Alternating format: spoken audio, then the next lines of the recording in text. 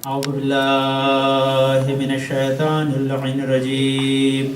بسم الله الرحمن الرحيم.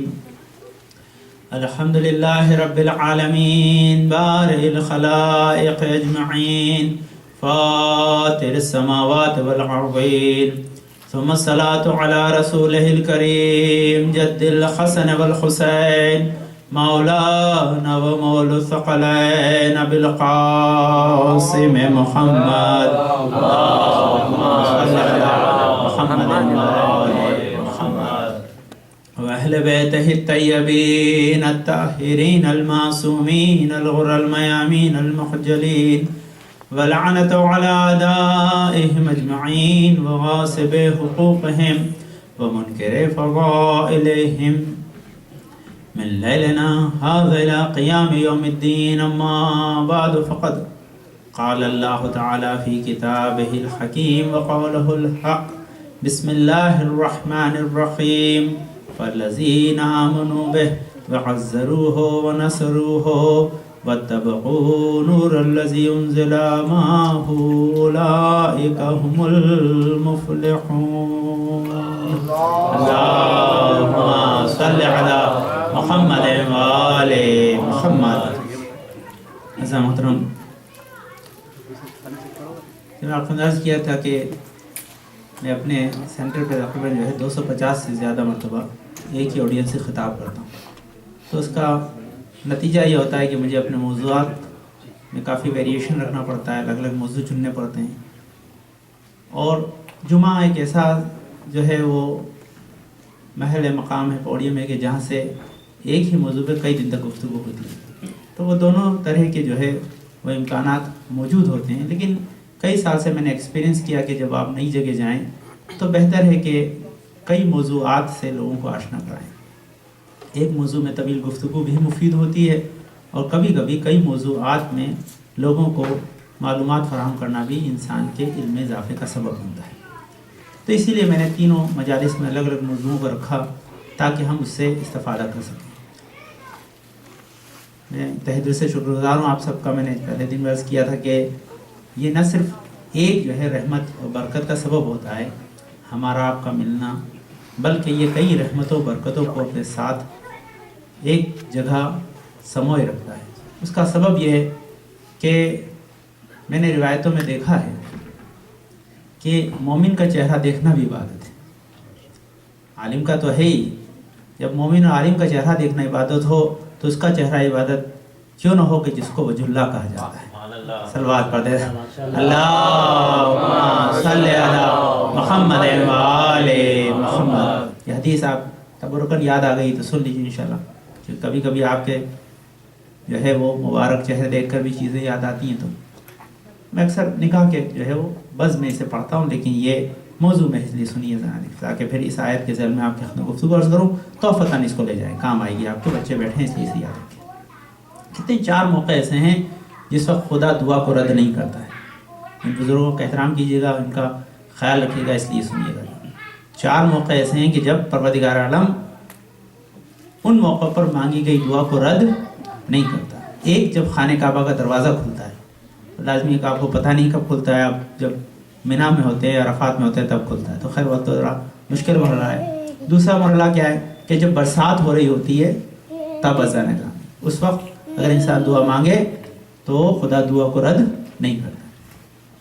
تیسرا موقع جو ہے کہ جب انسان اذان اور اقامت کے درمیان، اذان اور اقامت کے درمیان یا 2 خطبوں کے درمیان دعا مانگے تو خدا رد نہیں کرتا ہے. یہ ایک الگ موضوع ہے. اور اس کے ساتھ ساتھ ایک موقع کہ جب عرض پڑھا جا رہا ہوں تب خدا دعا رد نہیں کرتا ہے. لیکن چوتھا جو خاص آپ کے لیے عرض کیا وہ کیا ہے کہ جب بیٹا باپ کے چہرے کی طرف محبت سے دیکھے تو خدا رد نہیں کرتا دعا. صلوات پڑھ دیتا اللہم صلی علی محمد و آل محمد. چہرے پہ بات آئی کہ انسان اگر چہرے کے ماں باپ کے چہرے کی طرف محبت سے دیکھ کر انسان خدا سے دعا مانگے گا تو خدا اس کی دعا کو رد نہیں کرے گا. تو ذرا کہ ماں باپ کے جو ہے وہ محبت اگر ہمارے لیے وسیلہ بن جائے تو آل محمد کی محبت کتنا بڑا وسیلہ ہوگی. آج کا بہرحال جو موضوع ہے وہ اس آیہ کریمہ کے ذیل میں کہ عمران کی آیت ہے، اس میں خدا بند عالم نے شروع میں تو رسول کی ساری تعریف کی ہے، اس کے بعد ایک حکم دیا ہے ہم سب کو، اس لیے کیونکہ مختصر وقت میں اپنی بات کو آپ تک پہنچانے کے لیے صرف اس کے آخری حصے کو میں نے تلاوت کیا۔ فالذین آمنوا بہ، ہم سے تقاضا کیا جا رہا ہے کہ جس رسول کو ہم نے جو ہے وہ توریت و انجیل میں درج کر دیا، جس کی خصوصیت ہے کہ تم کو حلال کا حکم دیتا ہے، حرام سے روکتا ہے، اور وہ رسول ایسا ہے کہ جو تمہارے اوپر ہماری طرف سے بھیجا گیا ایک حجت النبی، اور اس کے لیے حکم کیا ہے کہ فالذین آمنوا بہ، بس اس کے اوپر ایمان لے آؤ، لیکن ایمان لانا کافی نہیں ہے۔ وَعَزَّرُوهُ، اس کی عزت کرو، وَنَصْرُوهُ، اس کی نصرت کرو، وَاتَّبَعُوا نُورَ الَّذِي أُنزِلَ مَعَهُ، اور اس کی خالی جو ہے وہ نصرت و عزت و اتباع کافی نہیں ہے، اس کی بھی نصرت و اتباع اور عزت ضروری ہے جو نور اس کے ساتھ نازل کیا گیا ہے۔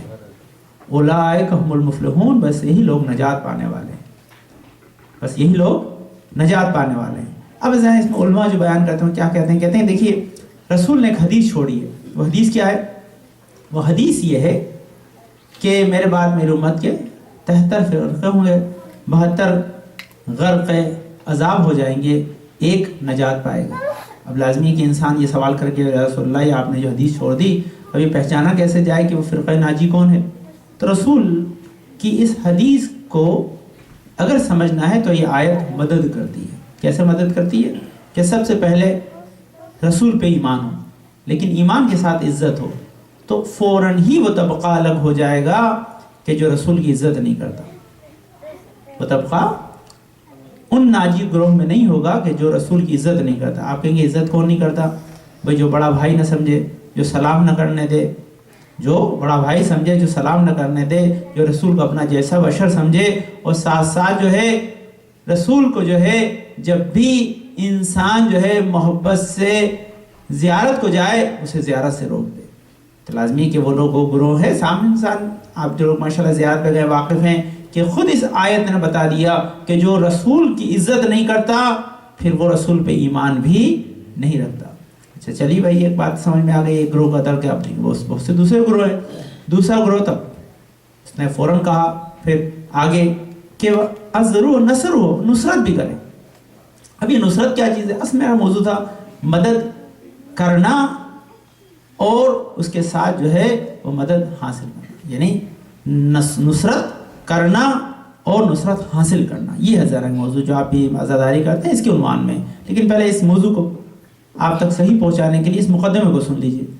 تو پہلا گروہ الگ ہو گیا جو عزت نہیں کرتا، دوسرا جو نصرت نہیں کرتا وہ الگ ہو گیا۔ اب جب نصرت و عزت کرنے والے گروہ الگ ہو گئے، پھر بھی مسلمانوں میں بہت سے گروہ ہیں کہ جو ابھی یہ سمجھتے ہیں کہ ہم اس ناجی گروہ میں ہیں، تو اللہ نے ایک ایسی کنڈیشن لگا دی کہ جس کو فلفل کیے بغیر انسان جو ہے رسول کے ایمان کو ثابت نہیں کر سکتا۔ اس لیے ہمارا دیکھیے حدیث سے جو ہے وہ نہیں ہے پیغام، یہ قرآن کا جو ہے عزیزان گرامی جو ہے وہ پیغام ہے۔ وہ کیا ہے کہ فَاتَّبَعُوا نُورَ الَّذِي، اس نور کی بھی اتباع کرے، انزل مَعَهُ، جو رسول کے ساتھ نازل کیا گیا ہے۔ اب سوال ہے مسلمان اسمارٹ ہونے کا، بھئی اس میں بچنے کا ایک بہت اچھا طریقہ ہے، وہ طریقہ یہ ہے کہ قرآن جو ہے اسے کہہ دو کہ اس نور سے مراد قرآن ہے، اور ہم تو رسول کے ساتھ قرآن مانتے ہیں تو ہم تو ناجی گروہ میں ہیں۔ لیکن اللہ بھی آپ دیکھیے کارساز ہے، اور ہمارے مسلمانوں کی عربی سے اللہ کی عربی بہرحال بہتر ہے، تو اللہ نے دیکھیے اس میں جو لفظ استعمال کیا وہ دو لفظ استعمال کیے، ایک تو اتبعوا لفظ استعمال کیا اور ایک انزلہ، اور اس کے ساتھ انزلہ کے ساتھ معہو لگایا۔ دیکھیے جو لوگ تھوڑا سا جانتے ہیں عربی لطف لیں گے، معہو اور ہوتا ہے، الیہ اور ہوتا ہے، کیا ہے؟ معہو اور ہوتا ہے، الیہ اور ہوتا ہے۔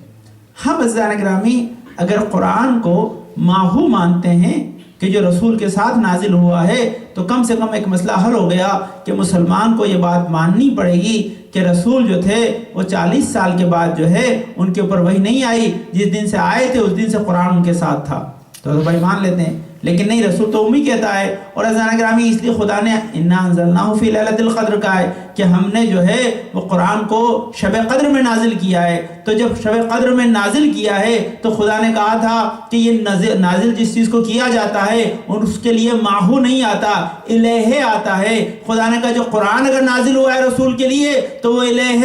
اب ڈھونڈنا کہ ماہو کون ہے جو رسول کے ساتھ آیا ہو، تو رسول کے ساتھ آنے والا وہ ہے جو ہمیشہ ساتھ رہا ہو. اب جا کے تاریخ میں اگر انسان کوشش کرے گا تو ملے گا کہ رسول نے اپنی خلقت کے لے کہا نا اول ما خلق اللہ نوری، خدا نے سب سے پہلے میرے نور کو خلق کیا، پھر فوراً کہا انا ولی من نور واحد، میں علی ایک ہی نور کے دو حصے تھے، دونوں نور وہیں سے ساتھ ساتھ رہے. بس ساتھ ساتھ جب صلب آدم سے لگا کر عزیزان گرامی عبد المطلب تک ساتھ ساتھ آتے رہے. مصلحت کی بنا پر خدا نے ایک کو عبداللہ کے صلب میں، ایک کو ابو طالب کے صلب میں ڈالا تاکہ ایک کو انتظار کرنا پڑے. انتظار اس لیے کرنا پڑے کہ جب رسول جو ہے وہ 30 سال کے ہو جائیں تب یہ نور آئے، تاکہ رسول کی جو بیٹی ہو اس کے لیے کوئی کفو مل جائے. اگر علی بھی ساتھ آ جاتے تو فاطمہ کے لیے کوئی کفو نہ ہوتا.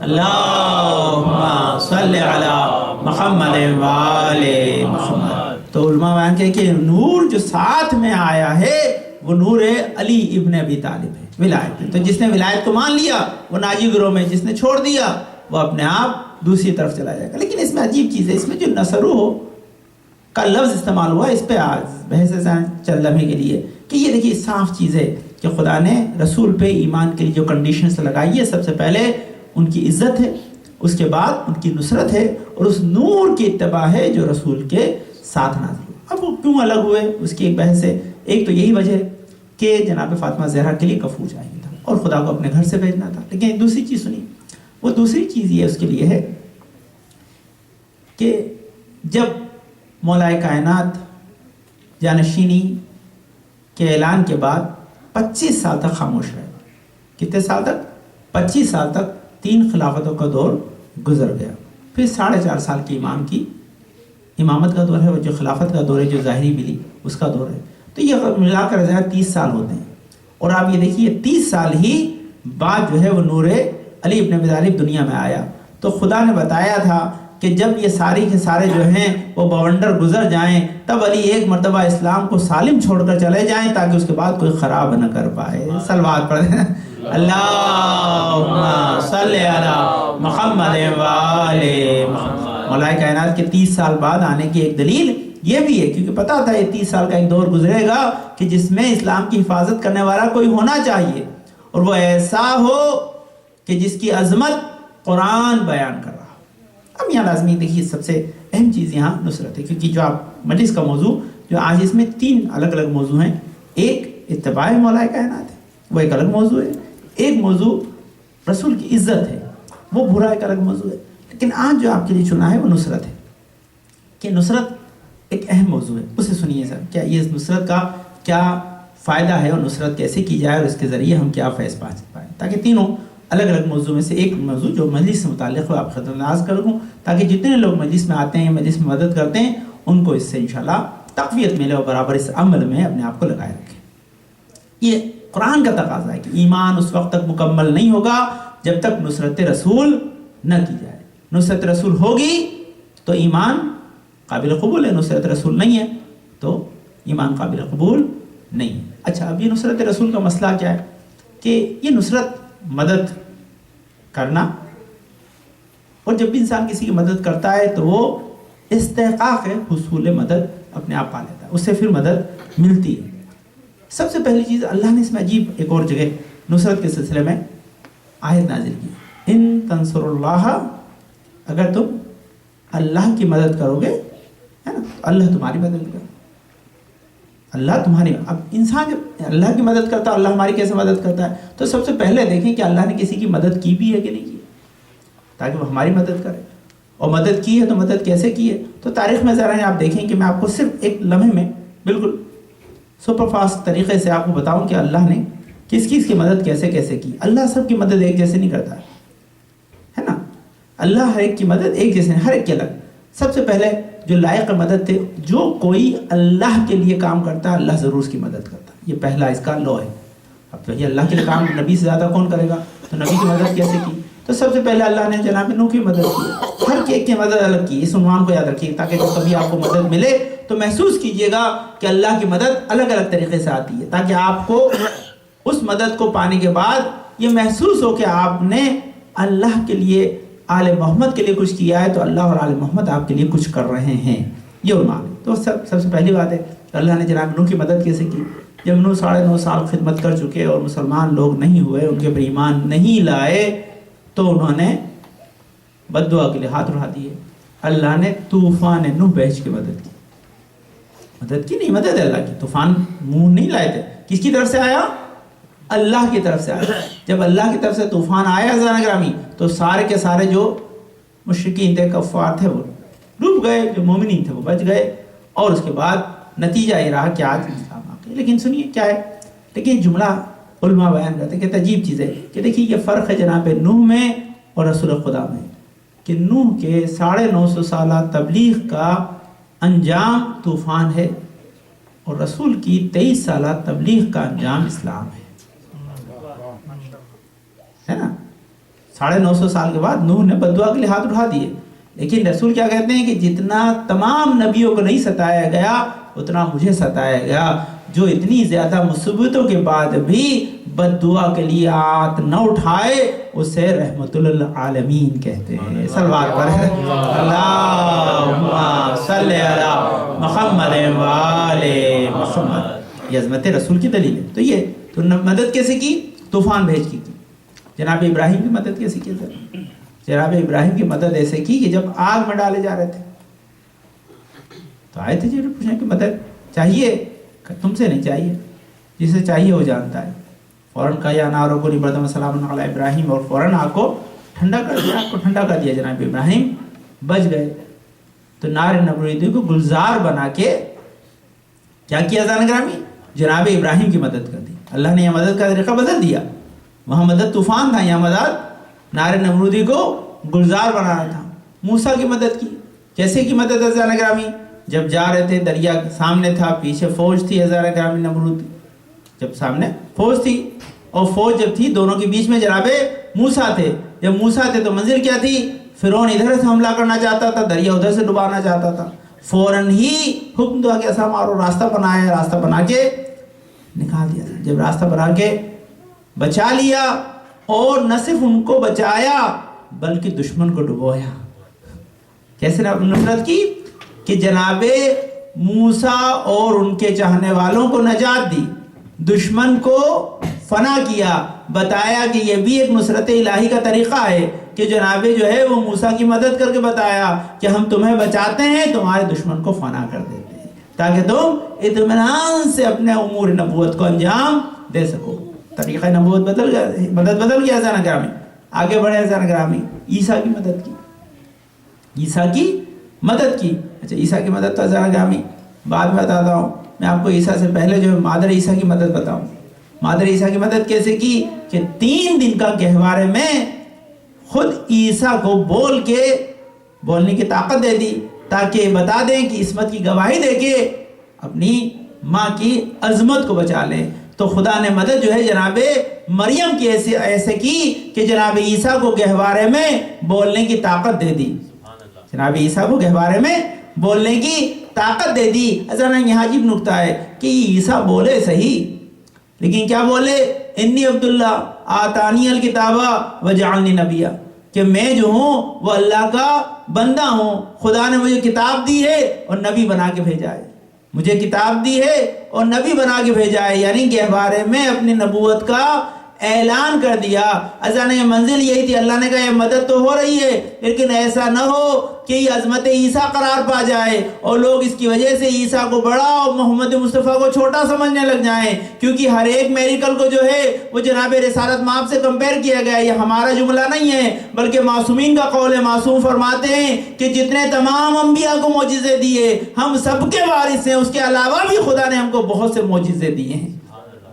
تو معجزے تو تمام آل محمد کے پاس وارث معجزات بھی ہیں اور صاحب معجزہ بھی ہیں، دونوں فضیلت ہیں. تو منزل تھی. اللہ نے کہا چلو اس بات کو ہم یہیں پر جو ہے روک دیتے ہیں، لیکن بعد میں اس معجزے کو ہم اور بہتر طریقے سے دکھا دیں گے. اب یہ میرا قول نہیں ہے، ذرا طاہر القادری کا قول ہے، آپ سب جانتے ہو شخص.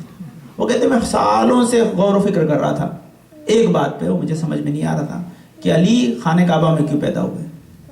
اس کا قول ہے، پڑھ لیجیے ابھی کیا کہتا ہے. وہ کہتا ہے کہ میں سالوں سے غور کر رہا تھا کہ بھئی مولا کائنات کو خدا نے اپنے گھر میں پیدا کیوں کیا.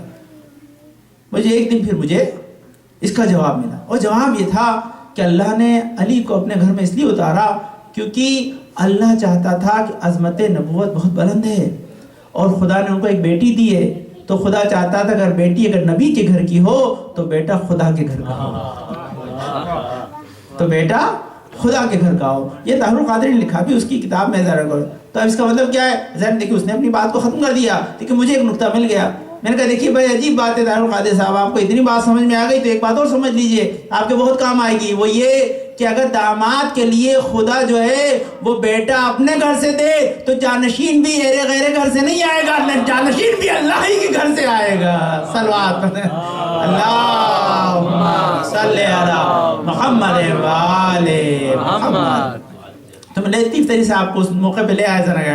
اسی لیے جب رسول 13 رجب کے بعد گئے اور ہاتھ میں مولا کائنات کو لیا تو مولا کائنات نے اب گواہی نہیں دی، کہا رسول سے کہ بولیے کون سی کتاب سناؤں، توریت، زبور، انجیل و قرآن، تاکہ اگر خالی عیسیٰ انجیل سنا کر اگرچہ عظمت پا رہے ہیں تو پھر جانشین جو ہے رسول کو تمام کتابیں پڑھنا چاہیے تاکہ بتا دیں کہ انزلہ ماہو کی منزل کو سمجھ دینا کہ جب نبی کے ساتھ جو ہے وسیع کے ساتھ قرآن ہے تو نبی کے ساتھ تو ہوگا. یہ نور وہ ہے جو اتباع کے لائق ہے. ایسا فرق ہی یہاں پہ دیکھیے، اس لیے مولا کائنات نے جو ہے توریت و زبور و انجیل سنا کے نبی سے سند لی کہ تم نے صاحبان کتاب سے بہتر پڑھی. کیا کہا؟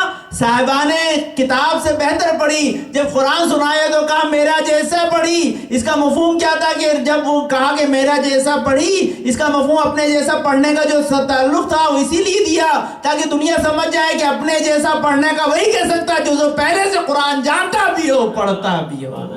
صلوات پڑھ دے اللہم صلی علی محمد وآل محمد. تو یہ جناب عیسیٰ کی مدد تھی. اچھا عیسیٰ کے بعد مدد کی بہت سے زیادہ. اب جب محمد مصطفیٰ کی مدد کی منزل آئی تو محمد مصطفیٰ کی منزل خدا نے 2 طریقے سے کی. سنیے، ایک مدد وہ ہے کہ جو خداوند عالم نے فرشتوں کے ذریعے کی. واقعات میں 4000 فرشتے آئے تھے، یہ سب تو فرشتے بھیج کے جنگ میں کی. ایک جو ہے وہ ناصر و مددگار دے کر کی. وہ ناصر و مددگار کیسا دیا ہے؟ وہ ناصر و مددگار، اب دیکھیے مدد اللہ کی طرف سے. میں نے آپ کو یہاں تک بتایا کہ جتنی مدد ہے جہاں کہیں بھی پیغمبر دین کا کام کر رہے ہیں، کیونکہ یہ ان تنصر اللہ ینصرکم، اگر تم اللہ کی مدد تو اللہ تمہاری مدد کرے گا. نبی جو کام کر رہے ہیں اللہ کے لیے کر رہے ہیں، تو اب جو مدد ملے گی وہ اللہ کی طرف سے ہوگی. اب شیب ابی طالب میں اگرچہ وہ مددگار پا رہے ہیں تو اللہ کی طرف سے ہوگا. اگر کوئی جو ہے وہ جان بچانے کے لیے بستر پہ سو رہا ہے تو اللہ کی طرف سے ہوگا. اب منزل کیا ہے؟ خدا نے کہا دیکھو یہ مدد کا سمجھنا ہے کہ مدد کرنے والے جو اللہ کے لیے مدد کر رہا ہے اللہ اس کی مدد کرتا ہے. تو خداوند عالم نے ایک عجیب منظر دکھایا. وہ منظر یہ تھا کہ جنگ ہو رہی تھی اذن احد میں، جہاں رسول نے روکا تو وہاں سے لوگ بھاگ گئے. اسلام کی نصرت جو تھی وہ شکست میں بدلنے لگی. لوگ جو ہے وہ جنگ کرنے کے لیے اتنا قریب آئے کہ رسول مجروح ہونے لگے. تو حفاظت کے لیے 2 ہی نظر آئے لوگ. ایک تھے زرنگائم کون؟ خزیمہ، ایک تھے مولا کائنات. تاریخ نے لکھا ہے خزیمہ لڑتے لڑتے جب ان کے ہاتھ کی تلوار ٹوٹ گئی تو رسول نے ایک مرتبہ جو ہے وہ ایک ٹہنی توڑی اور جیسی سامنے اچھالی وہ تلوار میں بدل گئی. کیا وہ زرنگامی تلوار میں بدل گئی؟ یہ معجزہ کس نے دکھایا زان گرامی؟ یہ معجزہ دکھایا زان گرامی رسول اکرم نے کہ ہاتھ کی لکڑی جو ہے وہ فولاد میں بدل گئی. ازان یہ معجزہ تھا کس کا؟ یہ معجزہ تھا جناب جو ہے وہ اس معجزہ کو کہ فولاد کو موم میں بدل دینا زان گرامی اور معجزہ ہوا کرتا ہے، لیکن موم لکڑی کو فولاد میں بدل دینا اور معجزہ زان گرامی. سخت چیز کو نرم بنانا آسان ہے، نرم چیز کو سخت بنا